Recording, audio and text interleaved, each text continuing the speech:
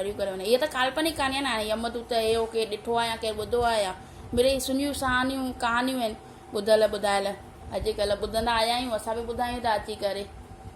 त उन संत अची करे चई मां संत आहियां, मूंखे हेॾे काॾे था वठी हलो, मूंखे डायरेक्ट स्वर्ग में वठी हलो, मां कथाऊं कयूं, कीर्तन कया, धर्म कया, मूंखे किथे हिन सां गॾु था वठी हलो।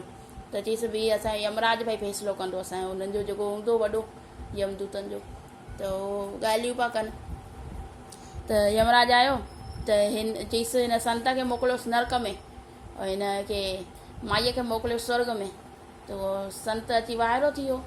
चईसि हा भाई मां सत्संग कया, कीर्तन कया, सभिनि खे प्रवचन ॾिना, केॾा त माण्हू अची करे मूंखे ॾिसी करे ख़ुशि थींदा हुआ, मूंखे भेटाऊं चाढ़ींदा हुआ, मुंहिंजूं ॻाल्हियूं माण्हुनि खे वणंदियूं हुयूं, सम्झ में ईंदियूं हुयूं, और तूं मूंखे चई तो नर्क में वञ। मां महाराज लॻो पियो यानी भई साधु लॻो पियो तूं मूंखे नर्क में केतिरो मोकिली। और हिन मुंहिंजे सॼो उमिरि कुझु कमु न कई, किना वेठी कमु करे, और हिनखे चई तो स्वर्ग में मोकिल। त चईसि तूं सॼो ॾींहुं जेको कंदो आहे न, सत्संग कंदो आहे, पूजा पाठ कंदो आहे, चईसि हा। चईसि कंदो आहे न, चईसि हा।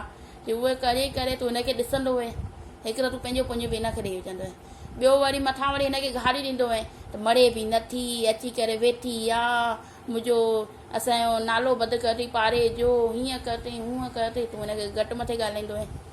चई सॼो पुञ तूं हिनखे ॾेई विझे, और हीअ जेकी हुई हीअ सॼी उमिरि तोखे दुआऊं ॾींदी वई त वधे संत, संत खे मुंहिंजी उमिरि बि लॻी वञे, केॾो त संत महात्मा आहे, धन आहे, ईअं आहे हूअं आहे, काश मां बि हिन जी कथाऊं ॿुधी अचां, कहानियूं ॿुधी अचां, ॿ पेर भरी करे वञा, हुनजी शेवा कयां, हुनजा कपिड़ा वपड़ा धोआं, बासण मलां, शेवा कयां, ॿुआरी फर्श करे अचां। हीअ तुंहिंजे लाइ सोचंदी हुई। हिन जे करे हीअ पाप बि करे पई त हिनजा पाप तुॾे पिया हली वञनि, और तुंहिंजा पुञ हुन ॾे पिया वञनि। ऐं जेको तुंहिंजी राई रसाई हुई, जेको तो अची प्रवचन ॾिना, शेवाऊं कयूं, त उहो तुंहिंजो हुते ई हुन लोक में ई थी वियो। भई तुंहिंजो ढोल नगारनि सां थियो आख़िरी कमु, भई क्रियाक्रम इहो तुंहिंजो नालो थियो, तुंहिंजे नाले सां दान पुञ थिया विया, माण्हू ढोल नगारनि सां तुंहिंजो आख़िरी क्रियाक्रम इहो सभु कयनि। हिन करे तुंहिंजो पुञ उतां जो उते ई रहिजी वियो।